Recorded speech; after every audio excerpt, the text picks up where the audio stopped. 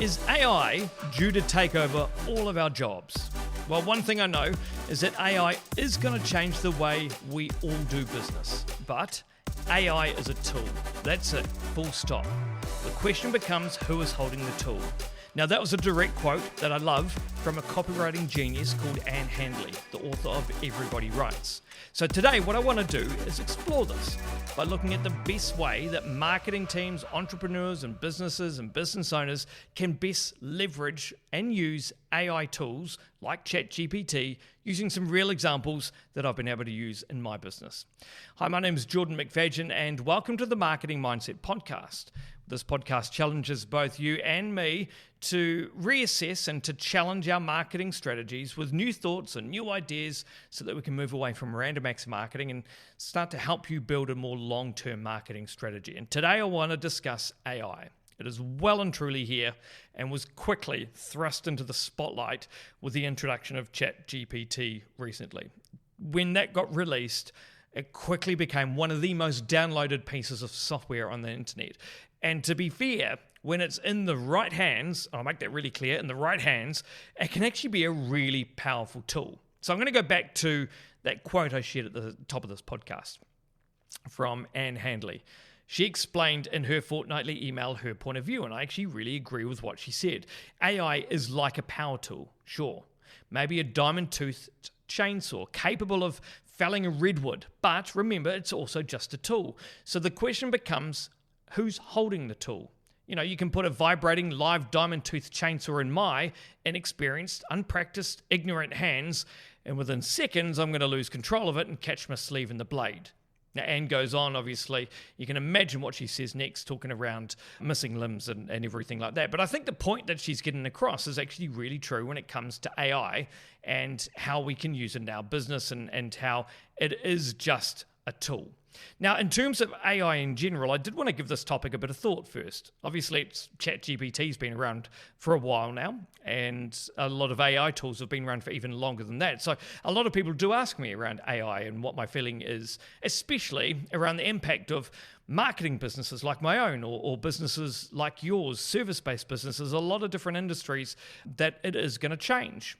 And honestly, AI is going to change the way that we all do business. But from the reading I've done and from the playing that I've been able to do, I also think that it's more a case of if you don't leverage this technology soon, you're simply going to be left behind, because I don't believe AI is going anywhere.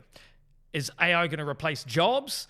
Well, no, as long as you adapt with the changes that AI brings. And look, I think if we go back in history and have a bit of a look at some of the big historical changes in technology as well and how that affected things, let's have a think of ATMs, first introduced in the 1970s. At that time, bank tellers, they thought they were gone burgers, all gone. But what that actually did was ATMs actually increased the number of jobs in the banking industry.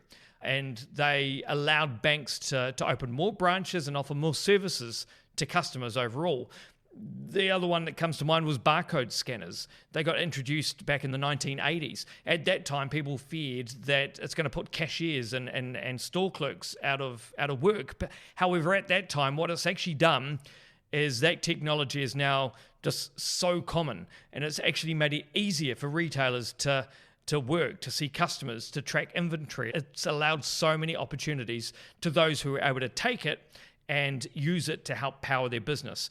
Let's even think about online travel. Booking sites like Expedia and all those, they all got launched near the end of the 1990s. And again, at the time, people feared travel agents are going to be absolutely obsolete. And sure, there were some redundancies in that area, but you still see travel agents out now. And it's because those that adopted to the new technology were then able to provide a valuable service to their customers. And people were still able to see the value, but they were able to use the tools that were now available to them. So that's the same when we think about all our industries and marketers and copywriters, because I know copywriters have been in the spotlight as part of ChatGPT.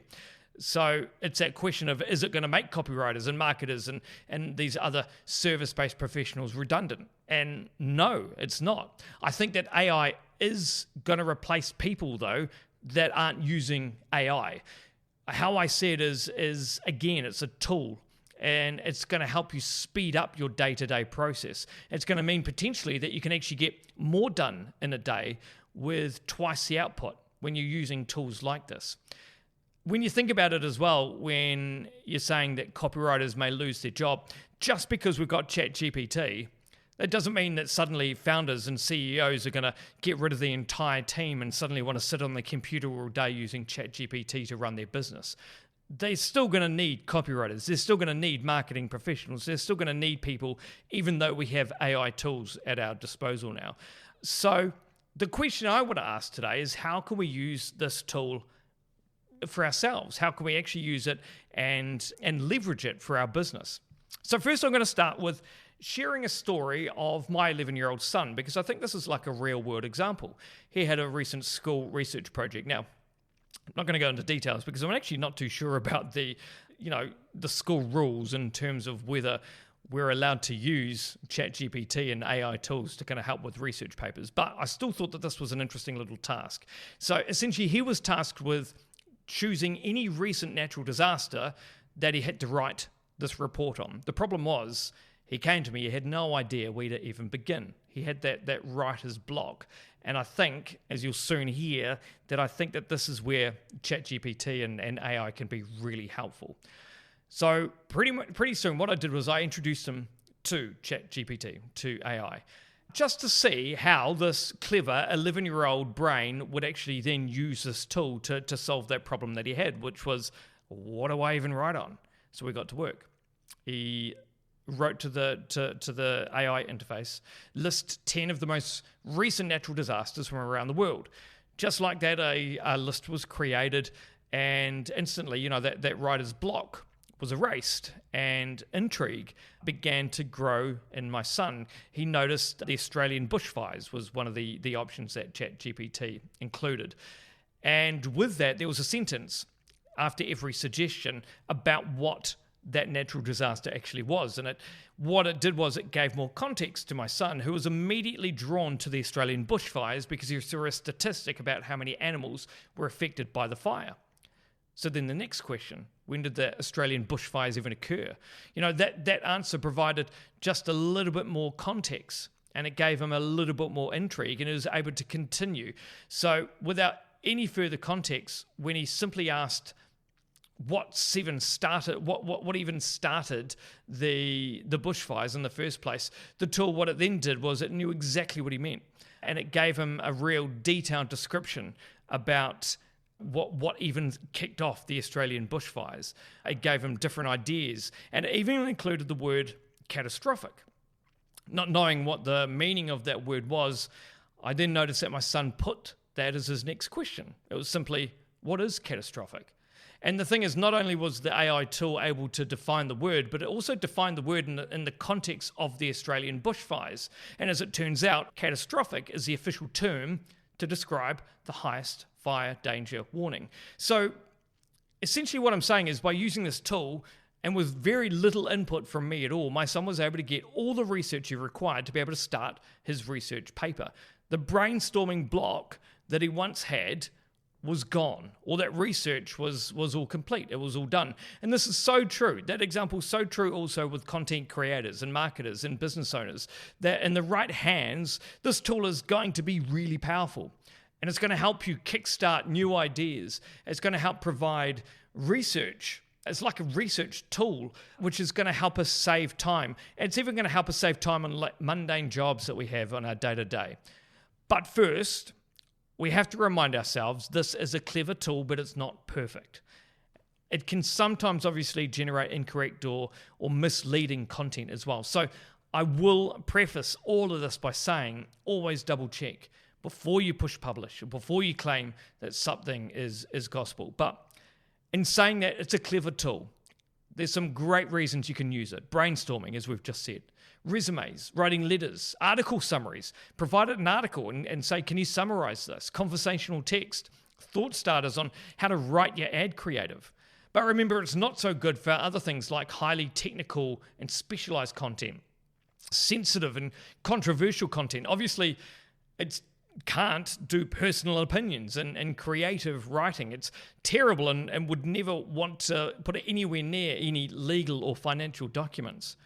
But when, again, in the right hands, it can be a really powerful tool. So here's a few examples of marketing ideas and a few functions that I've been able to play around with on ChatGPT and some ideas that you can even try it today. So let's say that we're going to release a new article or a new blog for your website. How to kick off, you can actually start with keyword research. While the tool isn't going to give you like really accurate data, what it is going to do though, it's going to provide some real cool high-level keyword research, some ideas. You can add a topic into ChatGPT and it's going to suggest and spit out some keywords that you may want to use as part of your article. Again, it's not going to give you high-level data that you need to actually see how difficult a keyword is or how popular a keyword is, how often it's searched for. It's not going to tell you those details, but it is going to use the data that it's got available to them to at least start to give you a few thought starters on how you could and what keywords you could use within your article.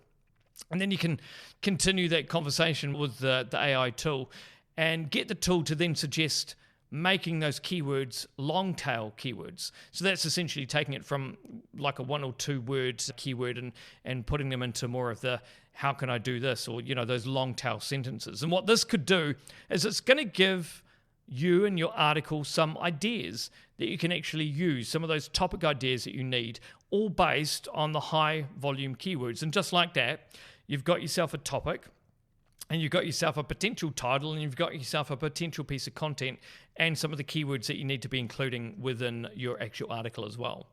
Now, what you can also do is you can also get into the article writing part of the process as well and kind of get that kickstarter, that thought starter there. You can actually take those keywords that the tool's given you and suggested and ask it to actually give you an outline of an article based on what those keywords are.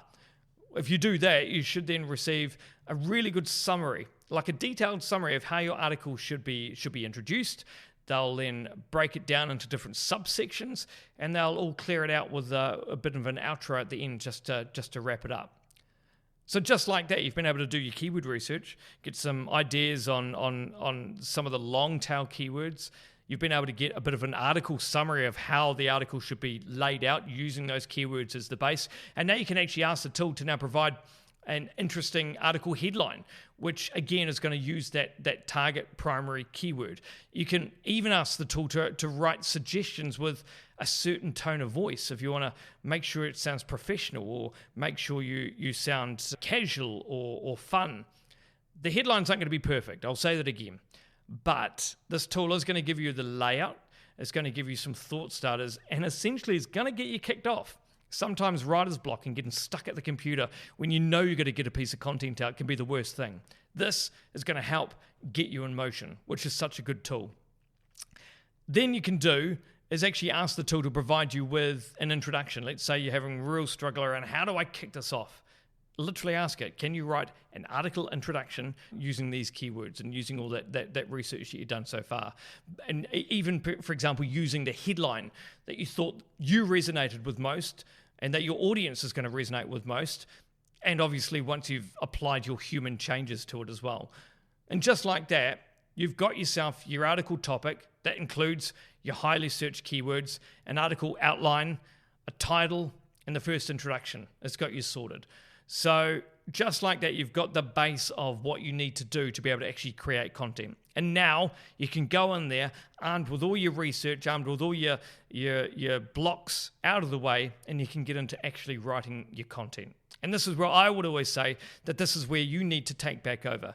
Take the tools that AI has given you so far, and this is where you need to step back in and use your creativity, use your personality, and use all the tools that you have to be able to get your message across to your audience. Again, this tool isn't going to know who you're talking to. So you need to make entirely sure that whatever you're writing and everything you're putting together is going to talk to your audience. You are writing for humans.